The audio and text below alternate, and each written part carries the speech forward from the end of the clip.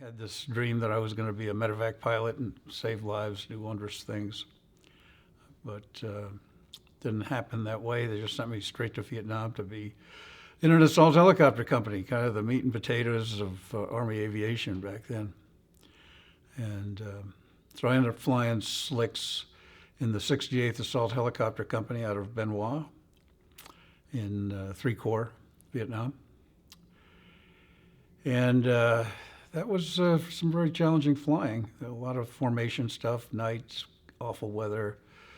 And occasionally we would do medevac for just wounded soldiers. I mean, when a soldier's wounded on the ground, he's not waiting around for the one that comes in with the big red cross on the side. He wants the first one that's going to get him on his way. And on my earliest such mission, I saw a young soldier just bleeding out in the back of the helicopter. Nothing we could do other than get him to a medical facility as quick as possible. And it was probably still about a 15, 20-minute run. And it just really got to me. And I thought, God, I can't stand to see somebody like that dying in our helicopter. And maybe I'm not meant to be a medevac pilot. So when the opportunity came to switch and start flying gunships, I took advantage of it and decided, yeah, I much more prefer to be a hunter rather than hunted, which I always felt like in the slicks. We were in the shooting gallery, and it made a heck of a difference. It was an amazing tour. I was there for the Tet Offensive of '68, so that was major excitement there. On that night of 31st of January, the kickoff for Tet, we were all, asleep. We'd been told that there was something coming up, but we'd hear that periodically, and I didn't, most of the time I thought, they're just making stuff up. So, but at 3 o'clock in the morning, rockets started coming right in on our base there at Ben Hoa. In fact, one of our buildings across from us took a direct hit in that building. So anyway, we came tumbling out of our racks and ran to the bunker, because that's what you do when you're under attack. Sirens are going off and things are really exploding big time, much more so than we'd ever heard before. And so now we're in the bunker and we're peeking out, and I could see things burning over on the Air Force side. Some of our helicopters had been hit.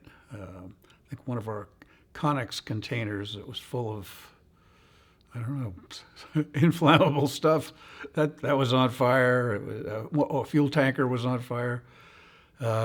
It was kind of exciting.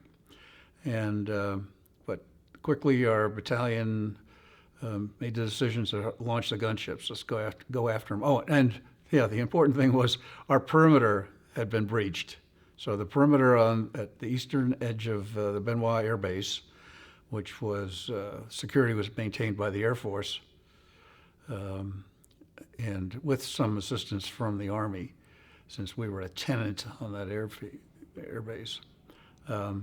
Anyway, the perimeter had been breached. There was hundreds of bad guys, VC, NVA, we weren't particular about it, coming through there.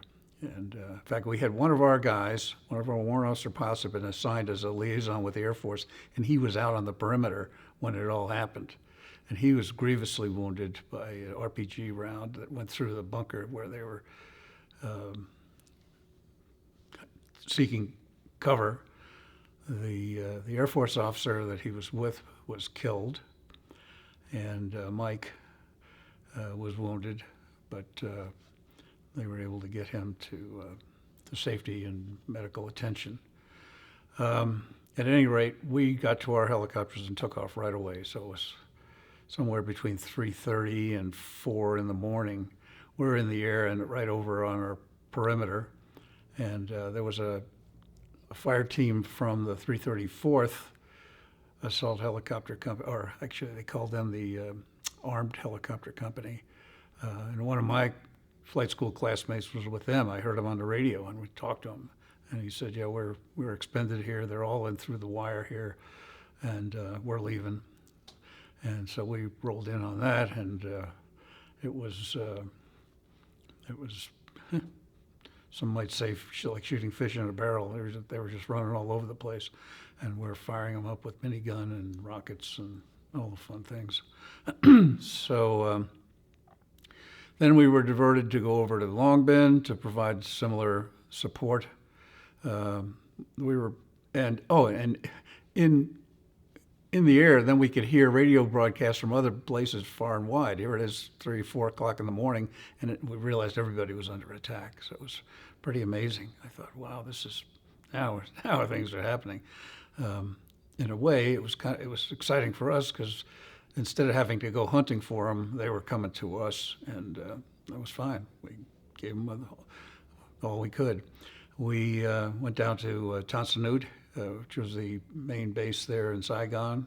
The Air Force maintained that. And once again, we put in some strikes there that I think really checked the attack.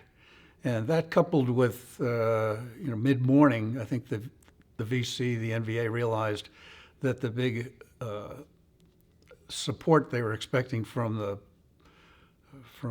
citizenry just didn't materialize.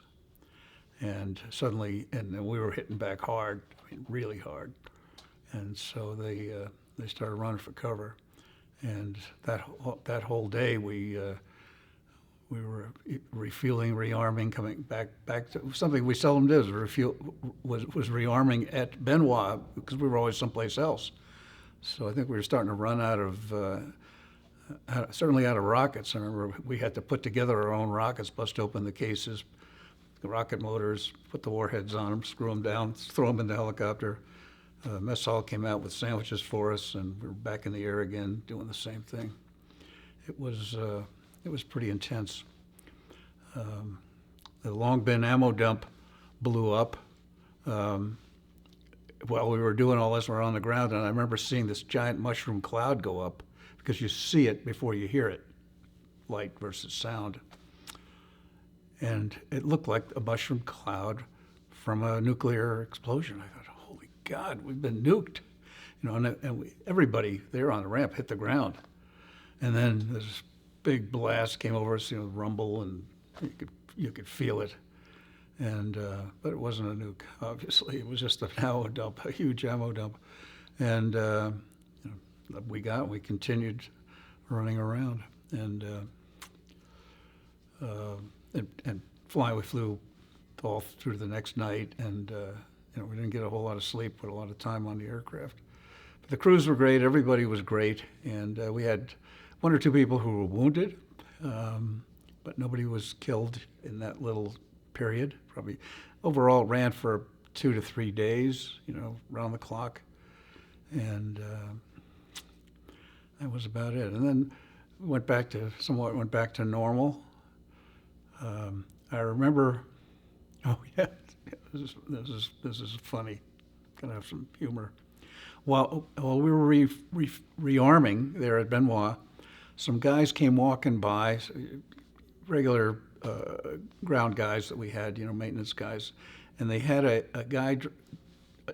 Vietnamese guy in an ARVN uniform, and they had him with his hands over his head like this, and one guy had an M14 rifle right at his back, and another guy was holding an RPG, and he says, "We got this guy down at the end of on the perimeter, and he had this with him, and and somebody said, well, just shoot him, and I said, no, take him up to ops, So he was their prisoner. So later on, a couple hours later, I went by ops, and I saw my friend Tom, the same guy I had talked to on the radio out there on the perimeter. And so we're comparing notes, and then I see this ARVN guy sitting in their office there. He's sitting there smoking a cigarette. I said, "Hey, that's the guy they caught there with the RPG." He says, he was our observer. We had him on the helicopter, and we brought him in, and he just wandered off like it was an ordinary day. He didn't think it through, and he was holding on to this RPG that we'd picked up on the ground. And once the guys saw him, they snatched him, and he was a bit shaken. He came really close to getting killed, which then reminds me of another story, which is probably a good one for people want to know, how do you do your business as a gunship pilot? And we'd been sent down to support the Australians. There was an Australian contingent down in the southeast corner of 3 Corps in an area called Nui Dat. And we were down there to support them on a rotational basis. They didn't have gunships then, at that time. I think later on they did.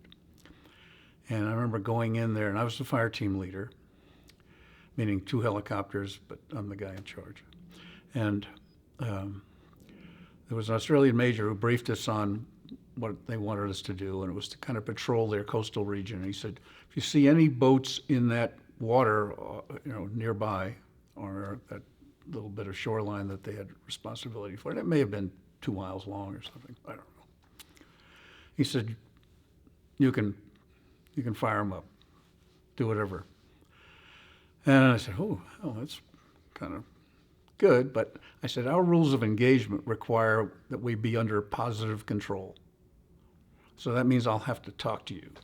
I will have to identify what I have. Now, certainly if they're shooting at me, fine, then all bets are off. But if they're just out there standing around waving NVA flags or whatever they're doing, that's not sufficient. I just can't shoot them, much as we might like to, but he said, well, I'm telling you right now, you don't have to do that. And I said, sir, my rules are still that I have to talk to you. And I mean, you can tell me the same thing once I do talk to you, and if you do, then fine, I'll act accordingly. And he just kind of shook his head like, oh boy, okay, fine, no problem. The issue was that we didn't have good radio comm for that area on the coast back to his place. So when I did try to call him, I couldn't get him. But back to the real story, we got out there. I mean, truly, once we got out there and right offshore, there was what we would call a motorized sampan, which was probably a boat that might have been 26, 28, maybe 30 feet long. Looked like a real boat with all kinds of fishing gear on it, and maybe 4 well-muscled young men. What we used to call inland, we would call them young eligible males. So they should be serving in the Army. If they're not serving in the Army, then what the heck are they doing? These guys are on a boat with fishing gear and deeply tanned and that stuff. I mean, these guys, to me, looking at them, and I'd seen a lot of bad guys. My first thought was, yeah, fishing boat. And when they saw us, they turned and started heading out to the deep water. And my crew said, oh boy, we got them now. This is going to be great. And so I said, and we overflew them instantly. And I said to my door gunner, I said, put a little door gun in front of the boat there, just at the bow. We'll get these guys stopped and then we'll get a good look at them. So he, I set him up in such a pattern there where he fired into the water there, and they kept going. I said, these guys don't seem to understand simple English. So I said, do it again. And now I set up a real tight pattern. I got in close and did the same thing all around them. And in close, my gunners were phenomenally accurate. And they're still motoring. I said, okay, one more try here. And I backed off a little bit, and I came around, I fired a rocket right in front of the boat. Big splash, the boat gets splashed with water. I said, the next one's coming right into your little pilot house there, pal. And they stopped. So now I just flew around looking. 4 guys standing there, arms down at their sides, boat's dead in the water. And I called my wingman. I said, hey, Gary, come on down here, take a look at them. I'll be high for you. We always like to have high and low ship. And so he dropped down, he flew around, he goes, heck, I can't tell. So they look like fishermen, but, they said we could take them under fire. Yeah, okay, good, thank you. And back up, looked at them a little bit more, and I thought, no, we're not shooting these guys. For a couple of reasons. And one is I didn't have that positive control. And secondly, these guys are standing there. I mean, it's like the firing squad. And my guys would just cut them down in an instant. Just all I have to do is say the word, kill them. And it dawned on me even after the fact. I thought, if my guys had done that, they would have that on that would be imprinted in their minds for the rest of their lives. That they gunned these guys down without, other than my command. So I'm not doing that. So, I mean, if one guy had just pulled a gun out of his holster there and fired one round at us, we'd have killed him and sunk the boat. And laughed about it afterward. We didn't do that. And I never regret it. I think about it a lot. Did those guys, were they really bad guys? Were they sneaking stuff in, doing bad things? Don't know. But at least we don't have that on our conscience. I can't do that. So that was it. And I spent the rest of my tour there and left in the end of August of '68. Went on to a short tour in Germany. Back then, the Army decided that Army aviators shouldn't be sent anywhere for very long before it was time for them to come back to Vietnam. So I was in Germany. It was nice, easy going, not much going on there. Drinking beer, eating bratwurst, enjoying life. And but I knew I was going to get sent back. So I volunteered for a second tour. Figured I'd kind of get ahead of the game. Maybe they would give me something that I would prefer, because I don't think I wanted to go back to flying gunships again. By this time I had a second child, newly born, a son. And so I volunteered, much to my wife's dismay, to go back to Vietnam. And I tried to explain to her, hey, if I can get what I want, it'll be a whole lot safer. And it's going to happen anyway. If I don't volunteer, they're going to send me anyway. So I requested the skycrane CH-54 transition and got that. So back to Fort Rucker for, I think it was maybe 6 weeks for the course. And then on my way to Vietnam, I got notified that the Army had seen fit to offer me a direct commission, first lieutenant, from being a W-2 warrant officer. And when I looked at the pay scales for $150 more a month, I said, I'll take that. So that's what happened. And so I then went back to Vietnam, this time up in I Corps, flying the skycrane, which is terrific mission, terrific aircraft, good people. Most of our pilots were second tour guys like me. So we didn't have any people that wanted to be heroes. We just had people that wanted to do the job and knew how to do it.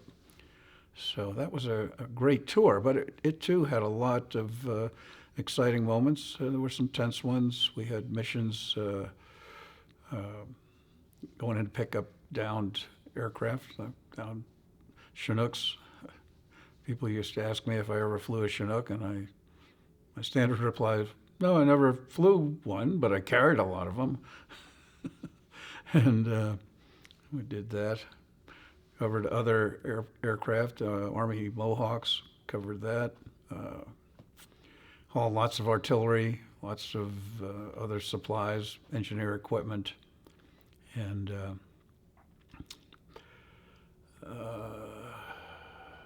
overall just a great assignment, mostly with supporting the 101st, but we also supported the Vietnamese. We supported the U.S. Marines who were still there at that time. And then we had some special missions. We flew out across the border that people don't talk about a whole lot, but it was really quite interesting, flying into some places that you felt like you were in National Geographic magazine. There was no other Americans around, or if the few who were there were Air America people, and of course they had their own business going on. But that was particularly fascinating. But mostly it was hauling heavy engineer equipment out to places where they wanted to put it in some kind of an airstrip. We also did move artillery pieces in support of the indigenous people there. And of course, ammo.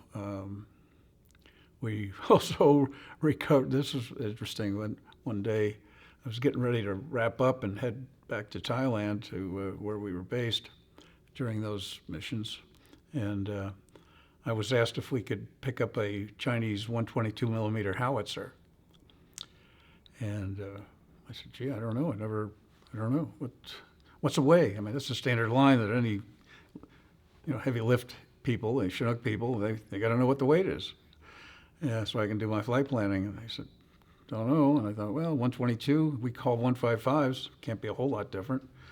So I got an Air America guy to fly us out to where this place was, just did kind of a low pass, looked at it, said, "Yeah, it looks like something we can handle." So came back and briefed the crew on how we were going to play it, and went in there and we did a quick snatch of the 122 millimeter howitzer. There had been two of them that the guys had captured from the NVA, and brought that back to the base where the general had his headquarters. He wanted a pair of them out in front of his headquarters, and it was not a big deal to haul it. And I'd planned it so I was light fuel, so everything worked well. And I said, "I'll get the next one tomorrow when we get back up here." And next day went up there and said, "Yeah, we're ready for the next gun." He says, "Well, the NVA came back last night and they took that gun back, so all you get's one."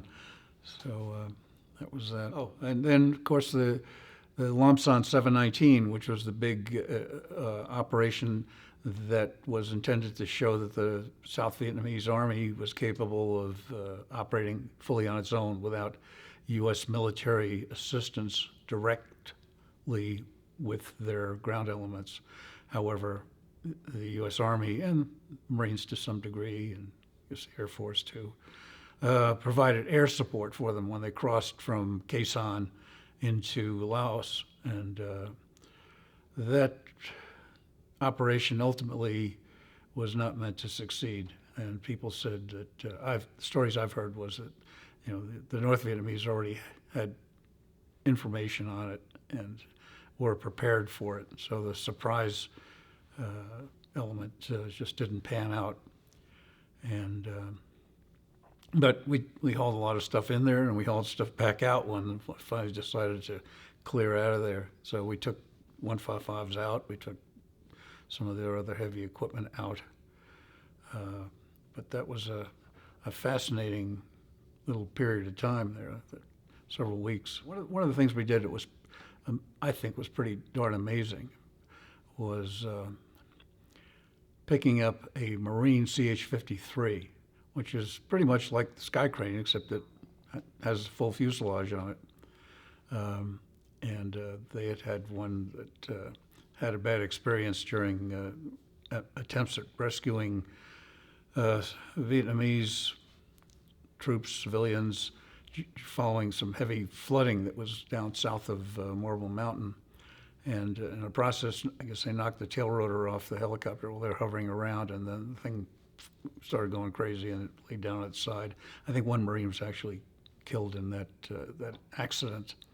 But here it is laying on its side. The water quickly receded, and we were called to see if we could help recover it, because the aircraft really didn't have extensive damage. Rotor systems were damaged, but everything else seemed to be pretty good. So we went over there and picked it up, stood it on its feet so they could pull the engines off it. And because I told them, get us down to 17,000 pounds, and we'll take it the distance. It was probably 15 miles south of Marble, I think. And so they said, okay, fine. And they called me a little while later that afternoon. I went over there, picked it up, and it was still way too heavy. I mean, we have on a crane, they have what they call the winch load indicator, which is, like a big fish scale on there, and it tells you what it weighs. And this thing was, I hate to say what it weighed, but it was way too much. And I thought, oh gosh, we got the whole Marine Corps out here. I mean, they had their gunships overhead and photographers all standing by, and all. Although we never got many pictures from them, I guess they decided we don't want to show an Army helicopter recovering one of our 53s. But At any rate, I had to burn down all of, crane pilots, and I imagine the Chinook guys do the same thing. We mission plan, this is our minimum fuel, but then the pilot always keeps a little extra fuel he never talks about. You build that in for when you make a mistake and you go, oh, geez, I didn't think of that. At least you got your reserve fuel. So I think I'd saved about 1,000 pounds of extra fuel for myself, or not even 1,000 pounds. How much? I don't know what it was. But so we realized, gee, this thing is still not coming off the ground. We're trying to pull it up and we've reached our limits. So I said, we got to do this anyway. And I looked at the pilot I was with, who was at John Cairo, I think. Yeah. And I said, we got to do this. So I burned off every little bit of spare fuel I had, and then went over and picked it up and flew it into Marble and landed it there. Whew. I mean, we were on the low fuel lights. The whole, all the drama was building for us and you can't go very fast when you're carrying a big load like that. So that just means you're burning more fuel. But we put it down there and landed right next to it, and the Marine Air Group commander, it was Mag 16, forget his name now, but he came up to me and he says, hey, thank you, nice job. And he said, any problem? I said, no, other than it was a bit heavy. He says, no, it was 17,000 pounds. I'm thinking, yeah, you're telling me what it weighed? Huh? Of course, I'm a first lieutenant, he's a colonel. I said, well, sir, it was a bit over. No, I'm telling you, it was 17,000 pounds. And he had a major with him who was his maintenance guy. And he said, wasn't that right, Charlie? 17,000. Yes, sir, that's what you said they wanted. I said, now I'm starting to get a little, come on. I said, let's go look at it. And we went over there and walked around the helicopter, and then looked in the back. They have a ramp in that thing. And the ramp was kind of half up, half open, half closed. And I looked in there, and they had rotor blades in there and all this other junk they had taken off it.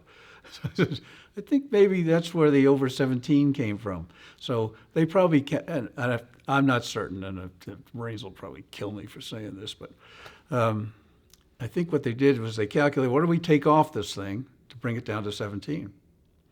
And everybody said, okay, good. Take all that stuff off. Now the guys out in the field go, well, what are we going to do with all this junk here? I don't know, put it in the damn helicopter. So that was it. But we did it. We got it done. Everybody was happy. So that was pretty exciting. Another one we did that was interesting too, and somewhere I have pictures of it. There was a German hospital ship called the Helgoland. And it was a big typhoon that rolled in over Da Nang. And any real ship, and this was one of these things like the Love Boat, except painted white with a cross on the side. And they said, we got to get it out to the deep water. You don't want to have your big draft ships in a narrow Da Nang River. So they tried getting out of there and they ran aground. So you have a big ship aground. So the Navy calls me and says, hey, can you help us with this ship? And I said, what do you want me to do? And by this time the winds are really honking. And he said, can you take some what we call beaching gear? I'd never heard the term before, but now as a sailor I understand it a little better. And really it's pretty much like an anchor or two that you would, from the ship, you would put it out into the deeper water, and then the chains would go back to the ship, and they'd put it on their winches, and they'd try to pull the ship that way. And normally they would have taken the beaching gear on a little utility boat out to the ship, but the currents were too strong, and even their little boats couldn't fight the current, so they just couldn't make headway to the ship. So I said, yeah, we could probably do that. So and the weights on this stuff, there's like a 6,000 pound anchor, and then a bunch of chain that went with it. It's probably another 5,000 or 6,000 pounds. I mean, we routinely take 10, 12, 13,000 pound loads at the crane, no problem. And but what I found out was they thought that we would just take the anchor and chain and drop it out in front of the ship, and then bring the chain back to the ship. I said, no, I don't think I want to drop an anchor into who knows how deep the water is or anything else. Well, it's still attached to my helicopter. I can't release the damn thing. No, we're not doing that. So we ended up carrying stuff right out to the ship. And I don't know how they resolved it, but I remember telling the crew, I said, if this works out well, those Germans are going to invite us down to the ship, and we'll be drinking beer and eating bratwurst and talking to the pretty nurses, and this is going to be a great deal for us. Well, that didn't happen. So anyway, I'd like to see the logbook for the Helgoland for that period of time, 1970. See what they said about the whole thing, because we're hovering right over the thing. The winds were nice and strong, and I could position a helicopter beautifully right into the wind. And so if you have 60-knot winds right on your nose, that's great. You can sit there and hover all day long. So that was pretty much it of my Vietnam experience. And in August of '71, I came back to the States and actually started flying with another skycrane company, one that had been in Vietnam but had left earlier the previous year in '70. The 355th Aviation Company was transferred over to Fort Eustis, and I went there to fly with them for 3 years. I had no problems, and I think I can address that. First off, when I came back my first tour, we got into Travis late at night, and my wife had been living with another couple, or the wife of another Vietnam guy in Santa Maria, California. So I just quickly rented a car and drove down to see her, and probably got there at 3 or 4 o'clock in the morning. Point being that there were the protesters, I guess, of course, they got to go to bed early because it's tough life being a protester. So I didn't encounter that, and only after that did I hear some of these stories some of them were just plain nasty, but what some of these idiots would do, and I just thought, boy, I can't imagine how I would have reacted back then, especially being a gunship pilot, where we fixed a lot of bad people, and we did it, I can't say daily, but it was not uncommon at all. And if I ever had to confront one of these idiots, I'm afraid because I was still a little crazed from that lifestyle. Somebody could have been really hurt, probably ruined my career. I don't think I had any guilt things that I had to deal with myself. I know it did affect my life and outlook on things. And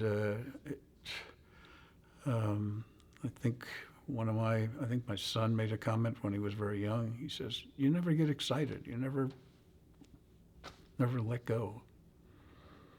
And I never really thought about it, but I guess you're right.